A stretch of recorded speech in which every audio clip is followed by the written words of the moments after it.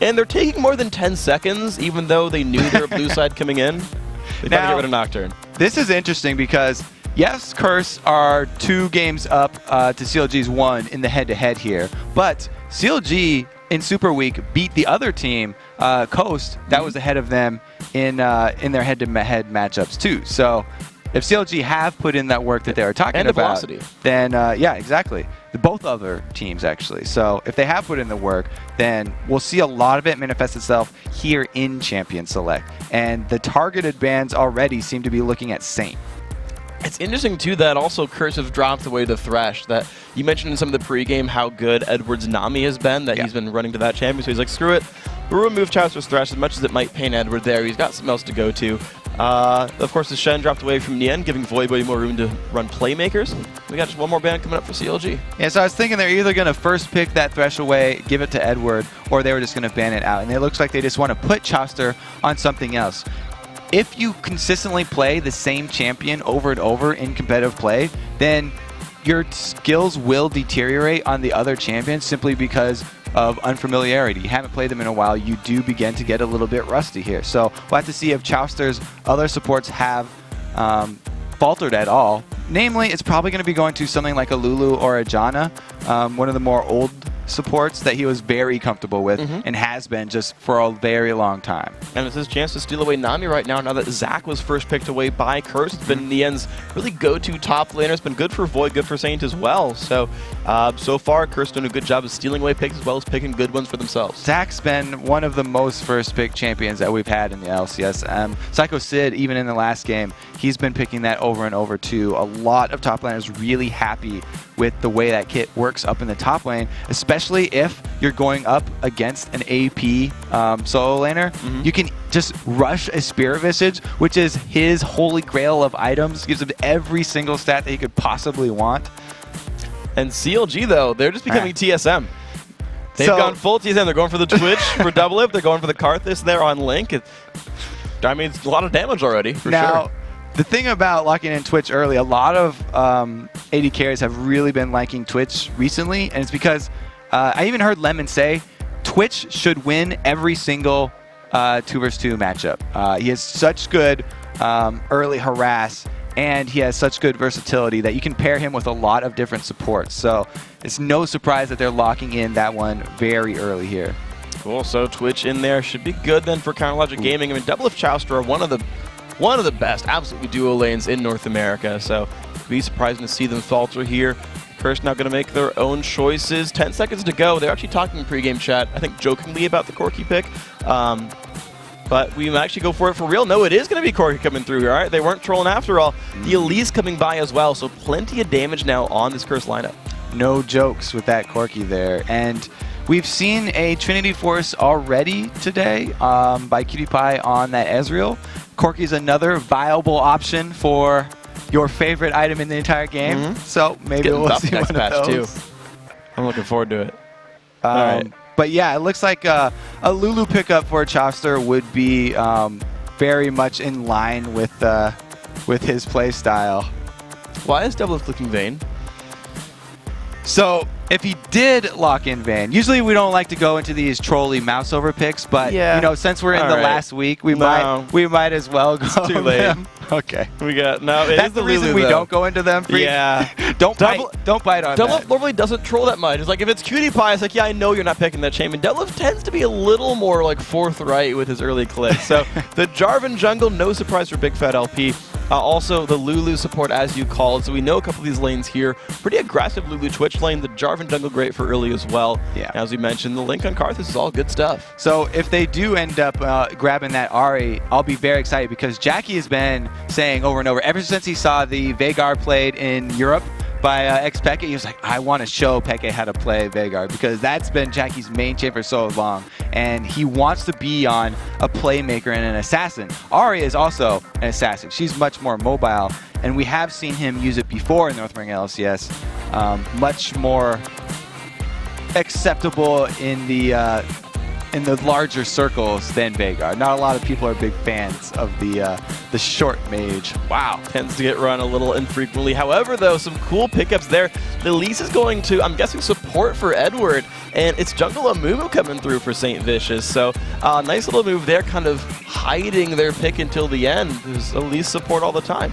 Now, since this is the last day of Super Week, I'm just going to give them a little leeway here and say that Lane Amumu is actually a thing in North American solo queue ladder at the diamond level. Okay. So there's a tiny, tiny, tiny chance that we'll see one of those Lane Amumus, which revolves around maxing that tantrum and trading early and having the minions hit you as well, so you can keep on spinning bandages there. But it's probably going to be that jungle Amumu that you're talking about, and they're really looking for him to lock up a large area of the map so they can keep that Twitch down. Biggest thing about Twitch, if you can stop him from attacking, stick him in one spot fast, you can kill him very quickly. Yeah, not hard for Didactic to land skill shots when he's stuck in place for 3.5 seconds if you can combo the abilities together. So the last pick coming through here for Counter Logic Gaming, Nien, is going to be on Renekton. So you said they went full TSM. Yeah, this is pretty full TSM. Like,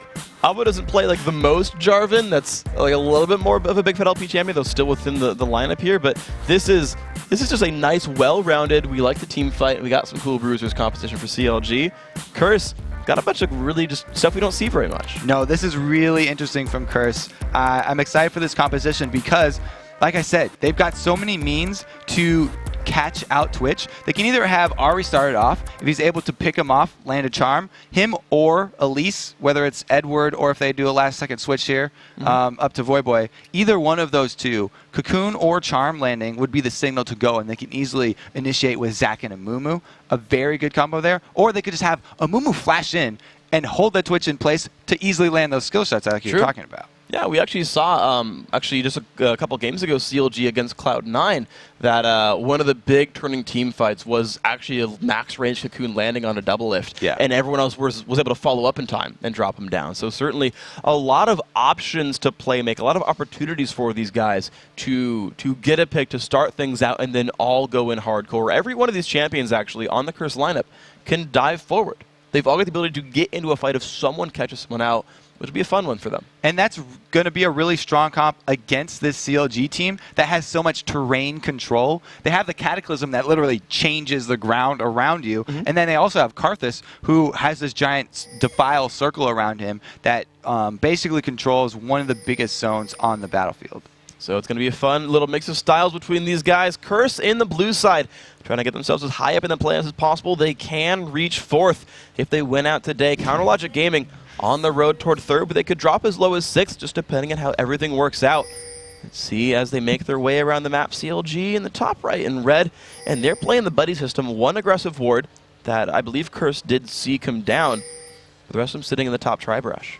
This is where those 3 hours of call time prep come into play, the level ones. See, a single ward placed by CLG saw Curse come in. And even though Curse was able to kill that ward, CLG knew where they were.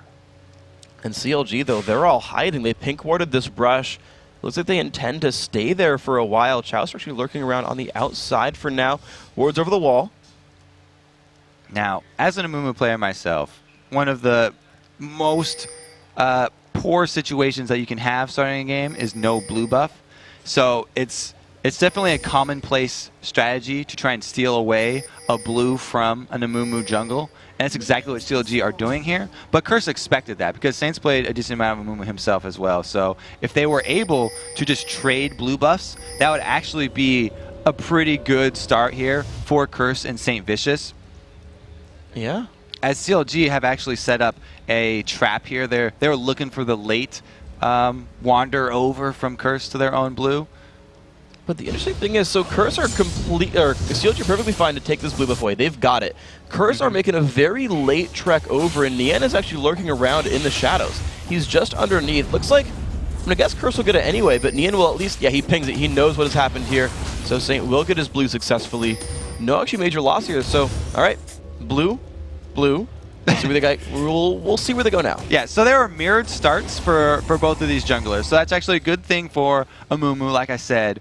But he's a few seconds behind Big Fat LP. And a few seconds actually mean a lot in the jungle. So if a Big Fat LP can avoid this pink ward that was placed, because he knows it's there, they use that to kill a ward, he can actually avoid that the entire time and keep CLG guessing at, or keep Curse guessing at where his position is. He's done that so far. He actually came around the top side and flag tossed in, and he's actually recalling Big Fat LP, so he will be completely unknown as he makes his way around. As long as he doesn't walk by his own blue buff, he will have been through the fog of war. Nian's actually lurking around the side, seeing, oh, is Saint coming in? Not yet. Actually, he went 10 seconds early. So yeah, he had the right idea, but because Saint was those few steps behind Big Fat LP and he's a little bit slower, he does not get seen out here. Jarvan finding Amumu in the jungle 1v1 though would actually be good for Jarvan. Well, they're about to cross paths. Just a wall separates the two of them. Saint Vish is waiting around on the side. He's going to walk into the brush here. He's waiting around in the background. He knows that Big Fat LP is defending. It's going to be a 3 versus 2.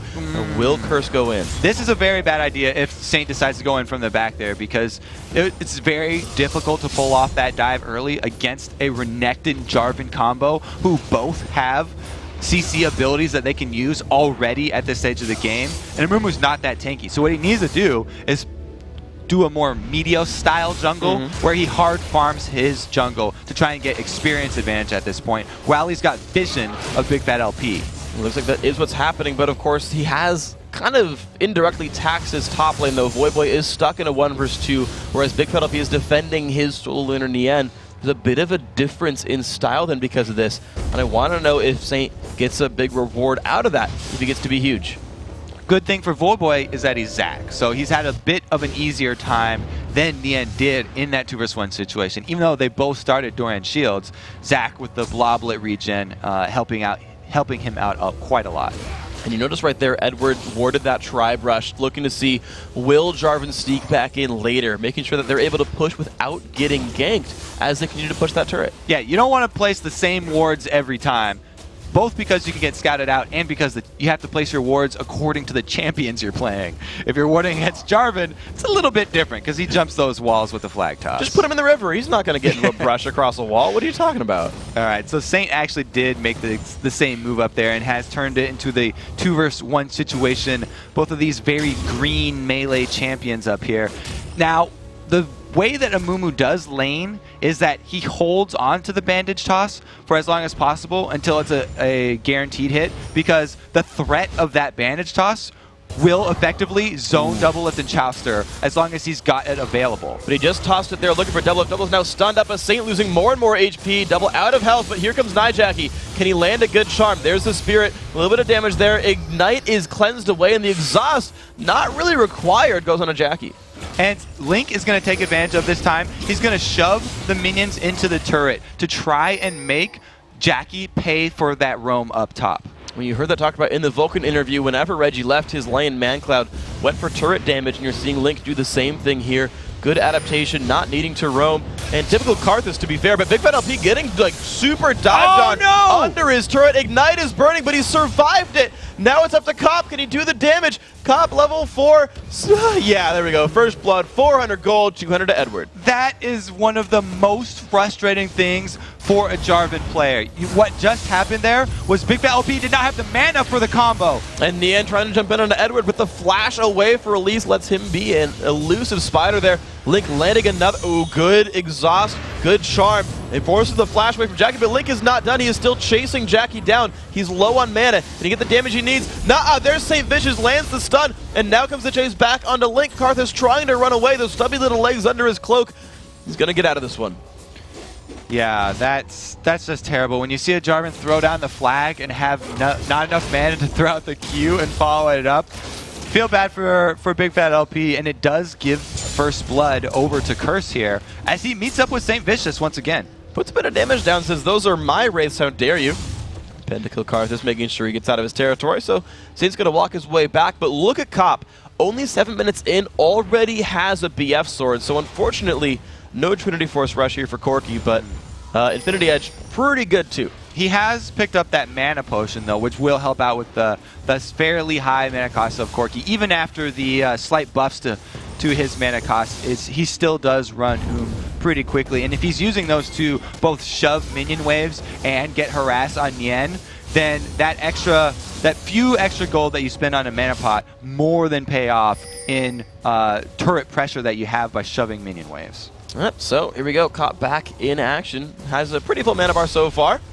It's going to be all right for him. We'll see if the rest of the moves keep going that way. Link is level 6 and will be donated the blue buff here. So 7 minutes in, you've got a lower cooldown Requiem if Link can use it in the next 3 minutes.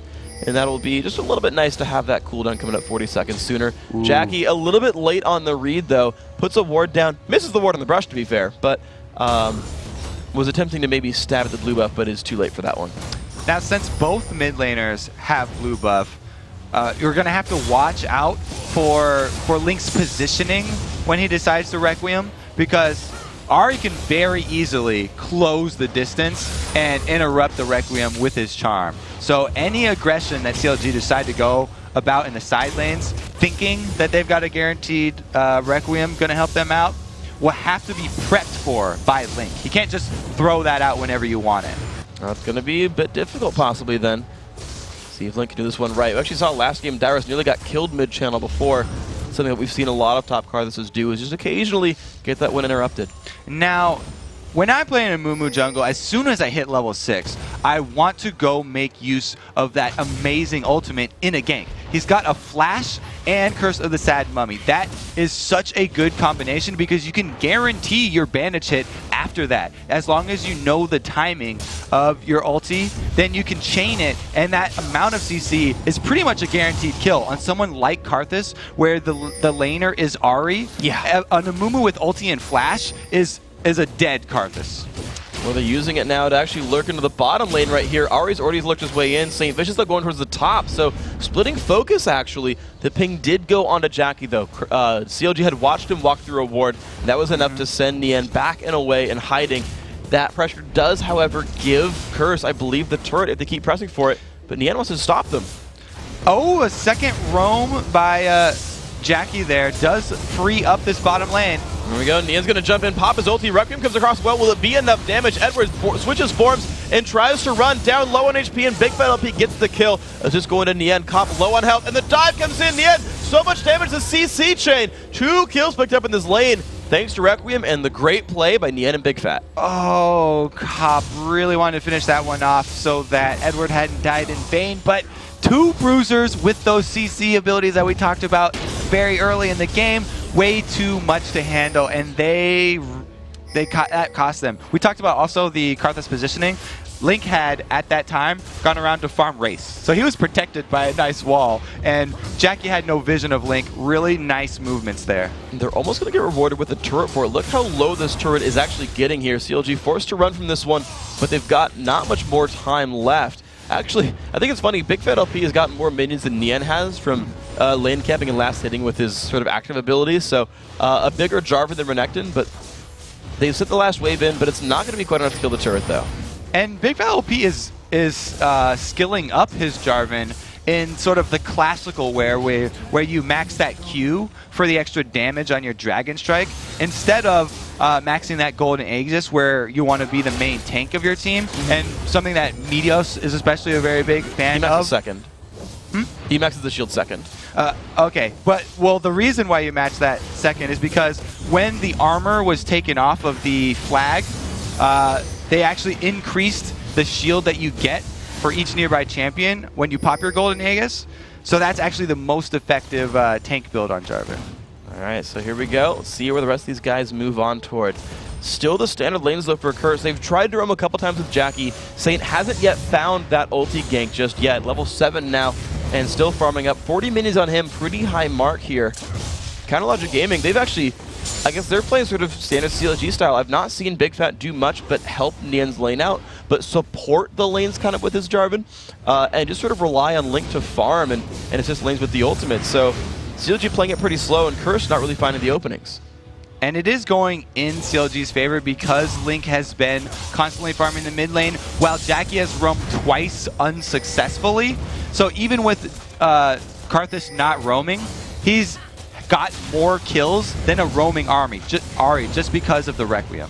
It's all kinds of crazy. The global presence working out. There's the jump in from St. Vicious, the flash ulti. The stun onto Double is going to be enough damage. Requiem comes back across, though. The kill onto Saint. The turret going down as well. Edward now not in the best spot, but here comes Voyboy. Will he find Shouster? Yes, he finds one. Now the jump onto Double, who has already been wild growth by the dead Lulu. The chase in. Cop lands one rocket. Double stunned up. Double kill. Going in for Voyboy. 3-3 on the scoreboard. Good turnaround by Curse. Curse was able to get one extra kill out of that, but it's left Nien up top free farming here as Renekton, and now he's got a large minion wave up against this secondary turret. And this could be enough to maybe drop it down or at least remove a lot of its health bar. Cop, of course, being left alone on that side of the map. Voyboy and Edward also stealing away blue buff. And here comes St. Vicious on the defense. He will be keeping this turret alive. So blue buff steal, and he has some minion farm, but I think it's still a good thing for Curse. We'll see if they can grab their blue as well.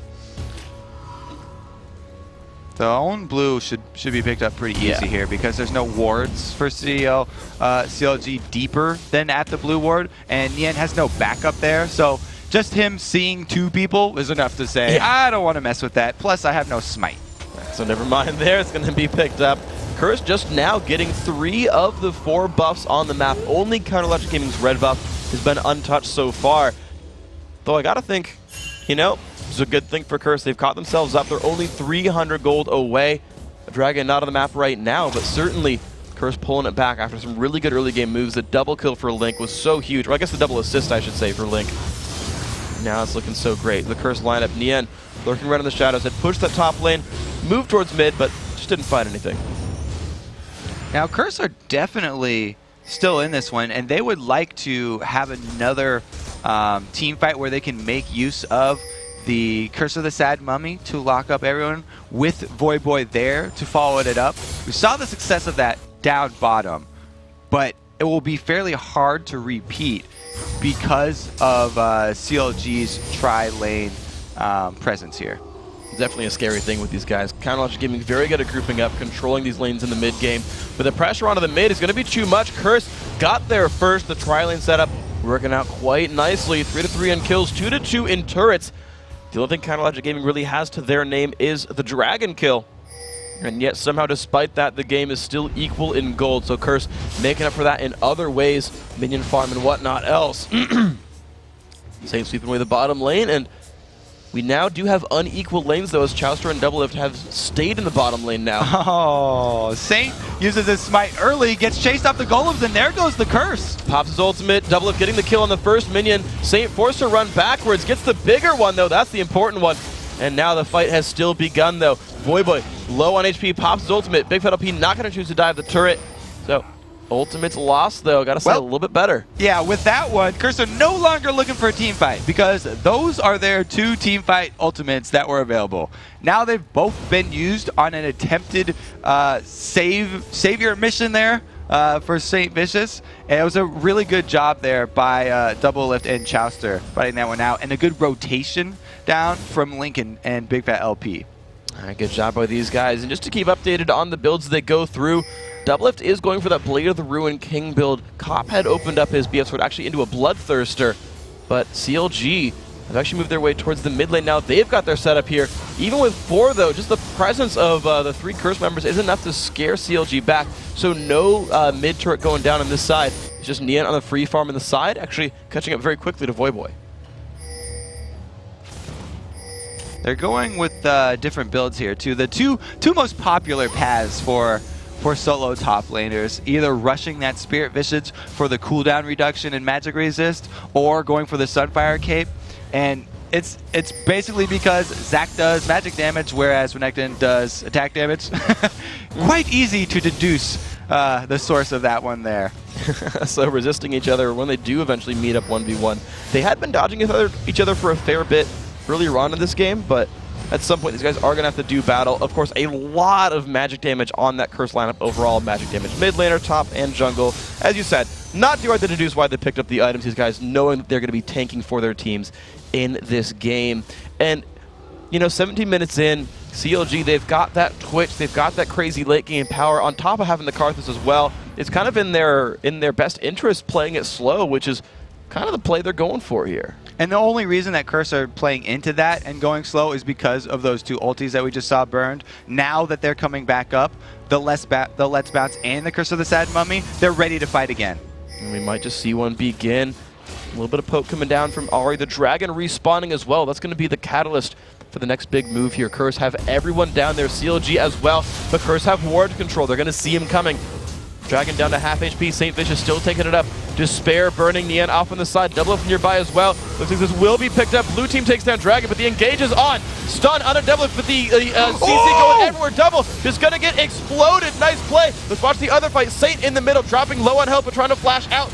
Kill still comes by. That's going to be Chowster. Big Metal P getting chased down. Cop just is not getting stopped whatsoever. Nian is in the front lines, but he's going to die as well. Now Link has nowhere to go. Knocked up. Double kill for Cop. That makes it a 3-for-1. Now Requiem, nothing. Well, it's got something there. It took Jackie so low that he can't even chase Lulu and had to start running away from Chowster instead. Goes back to recall on his base instead. But that was all brought about by the split of CLG. CLG joined that fight with double lift on the other side of the wall from everyone else. Let's look at the position here for double lift. He comes out of ambush, and that's the cocoon that we talked about. St. Vicious locks everyone else up so they can't support double lift. There was no Lulu ultimate for him. There was nothing left. The only way it could have gone better for CLG is if Saint had actually flashed backwards and run down the river instead of flashing up and trying to run up top of the river.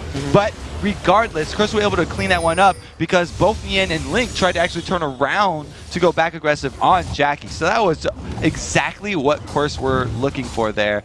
And very unfortunate position there from Double Lift. Yeah, so beautifully played by these guys. CLG coming into the fight, not only too late to take away Dragon, but as we saw, better positioned by Curse. Now, Cop has swept out the rest of that mid lane wave. Looks like he's going to recall back, and he's added a Ruby Crystal, so I'm going to be hopeful on his item build right here. I'm hoping. A chance. Yeah, I can see you getting antsy here.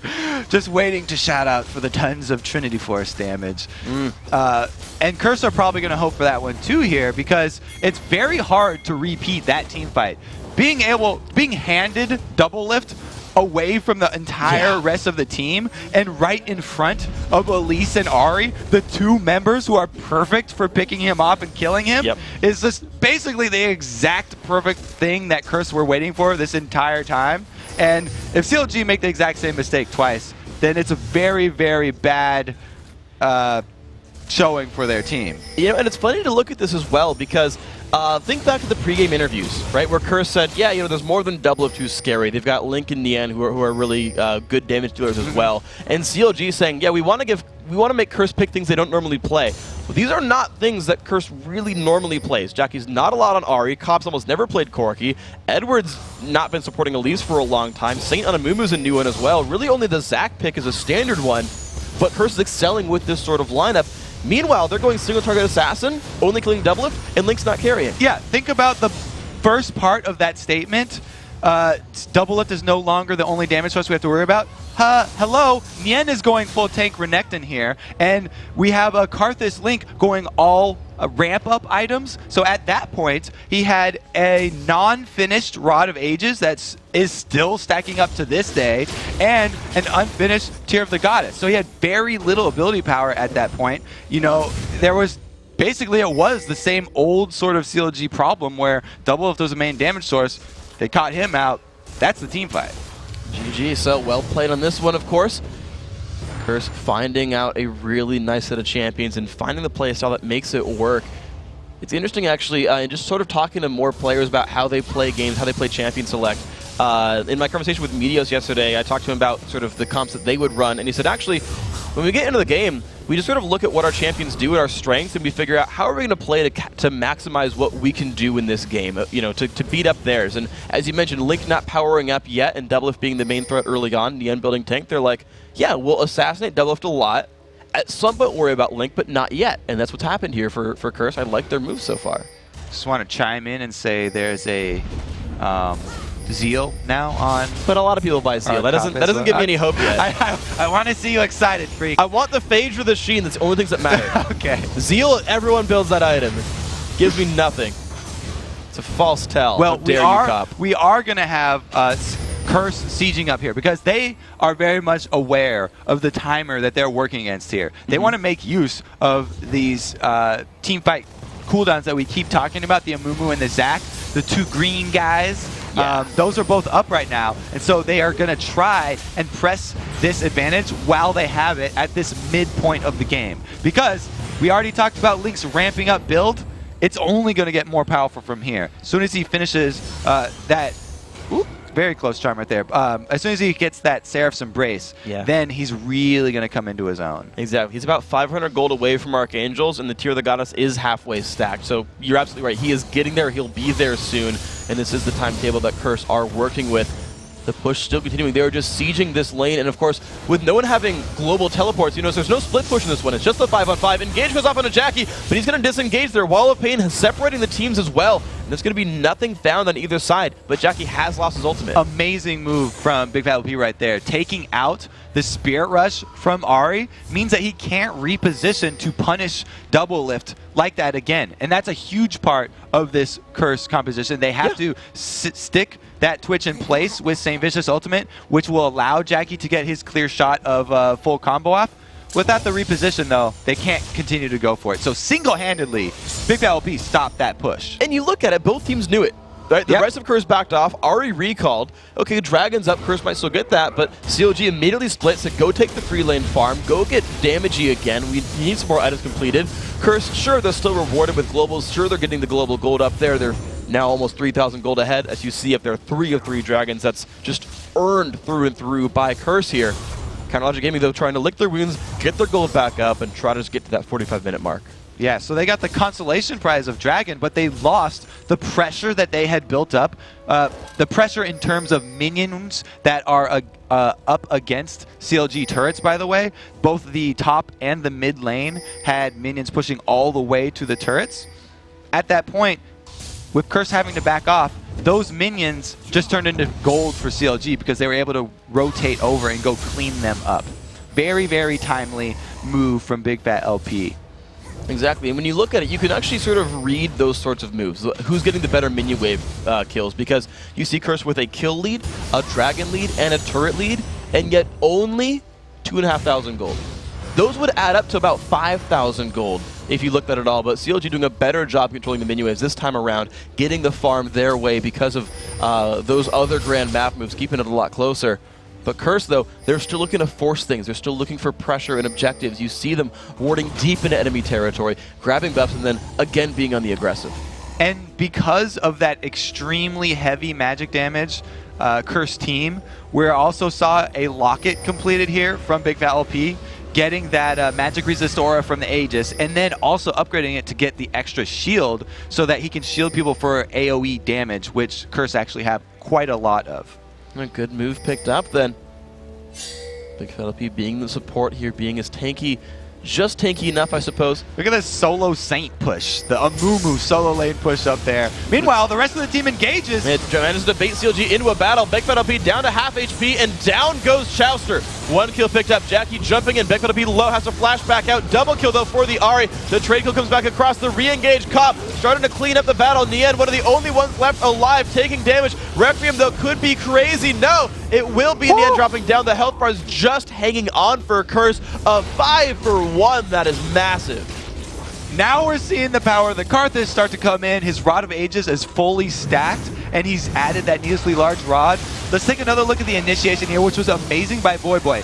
Think still 2 members off of the map here from Curse. We have Cop coming in from the bottom to completely obliterate Double It from behind. He was not expecting that. And then that split pushing Amumu Saint that we had up top, who baited CLG into that position, comes in for the end to lock up the rest of the team. And even so, with that being played so well by Curse, you saw how low each member was, and just a little bit more power onto Link is going to mean the next Requiem does finish them off. Just that slight bit of gold difference. Those are the battles when you see a 3,000 gold lead. Those are the battles that are won by that 3,000 gold lead. That one extra item being done. The last Whisper that was just completed before that battle by a Cop. Things like that have meant so much in games like this. And CLG, though, looking for their own little edge right here. They've pink warded it. They're getting control. Voyboy and Edward are not in range of Baron right now, but this could be close. Link does get caught out by Jackie, and a nice amount of burst damage means that double lift is open on the other side. Again, split. Once again, he's alone, but Saint has nothing else to CC him with. Already used the bandage toss, 20 seconds on ulti, but re-engages and finds the stun. Oh man, Saint Vicious maxing bandage toss second, allowing him to catch in on that. He's also got some nice cooldown reduction from that Spirit of the Ancient Golem, but that's why I used to max the bandage toss first, and why the damage reduction on bandage toss hurt Amumu so much and caused so many people to stop playing him. Saint though did not lose faith there, and having that cooldown come back up meant, again, the main person on CLG down again.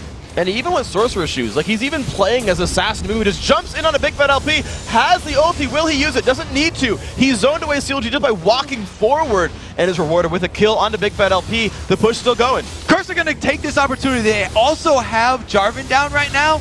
Both of their team fight ultis are ready. The fight's going to begin. Double Up has re-engaged. Link in the front as well. No. Saint forced to run away. There is Requiem for Link, though. This could be crazy. Void forced to run. CLG on the chase. Void shut down. Actually, it's going to be Saint going down Everett as well, and the Bloblet's likely to fall as well. Counter Logic Gaming winning that fight. Saint only got Link in his ultimate right there. That was just game-breaking for Curse.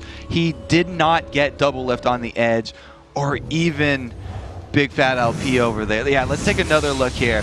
Here comes the Mist Cocoons, and the charm does hit, but look at that knockup. Really good Lulu ultimate, and then Chaucer and double lift are on the outside of it, so Twitch is constantly firing from the side, and with that now powered up Requiem coming in, able to finish off 2 more. Wonderful job then by Counter Logic Gaming to find the engage and know they had to fight 4v5, not lose the turret. There's good coordination by them.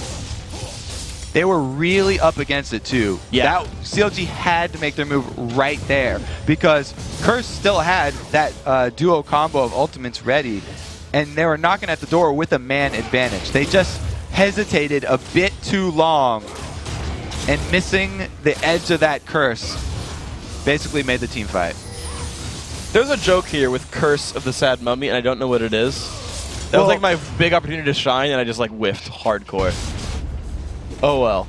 Saint Vicious though still on sweep up duty, and I still like though that his build it is Assassiny. He's going towards what I'm guessing is actually going to be a Abyssal Scepter. He's got Sorcerer's Shoes, Sunfire Cape for damage. It's not just like, oh yeah, Aegis and Aranduins and Spirit Visage. He is a damage dealer here, which is interesting.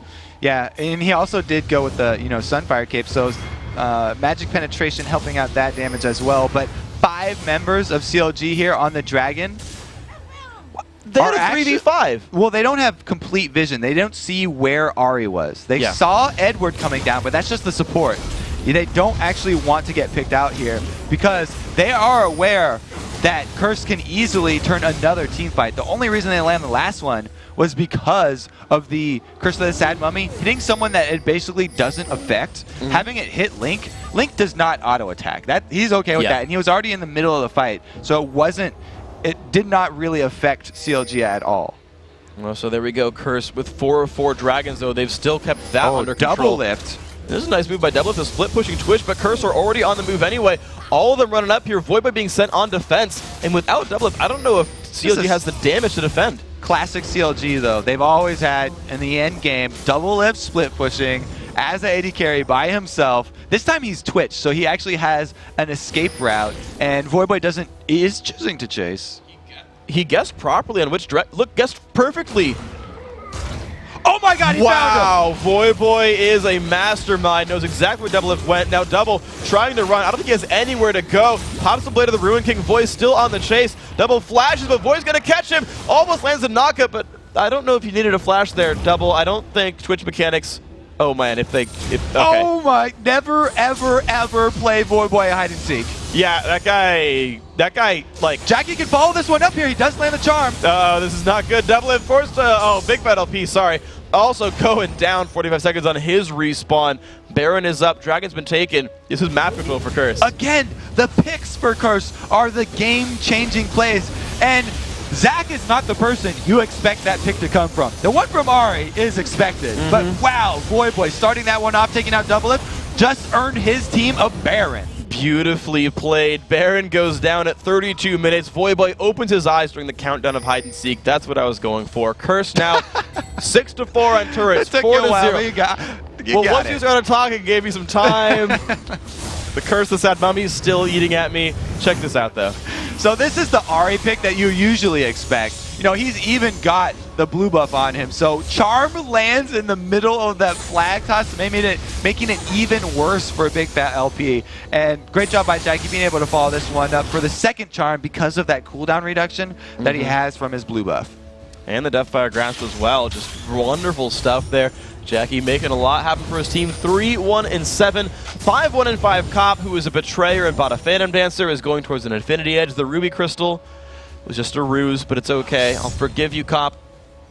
Doing very well this game. Now a 7,000, well, 6.5 to 7,000 gold lead for Curse, and they are still playing this game very, very well as we wait for CLG to power up. You see, finally, 10,000 gold on Link. He's not far behind Jackie. Almost 10,000 on Double Lift. He's a bit behind Cop at this point, but the damage dealers for CLG are scaling up, but it might have been too late. And it's a little bit late, but they would still like an Aegis of the Legion here. Curse goes straight in, they land a Cocoon. Nien gets rooted up, gets stunned, he's trying to run away. He does take the Wild Growth as well. The battle has begun, but no kills have happened. Couple of ultis burned. Jackie and Void both losing theirs. And it's just going to be a give up onto the inhibitor. So Curse, wearing the Baron buff, takes more control of the map as they work towards the top lane. They don't have minions for this one, though. This could be a CLG defense, but the turret's going down so fast. And the front line here from Curse just obliterates CLG. And the battle continues on. Jackie's going to Zodius, but still get hit by the Requiem. He does go down. Big Fat LP forced to run away. Saint dangerously low. Double Lift dies as well. Chauster by his lonesome doesn't get to do much. Kills coming across everywhere. And in the end, the only man left alive. He's got to defend the last 3 members of Curse, who are going to keep moving in on the base.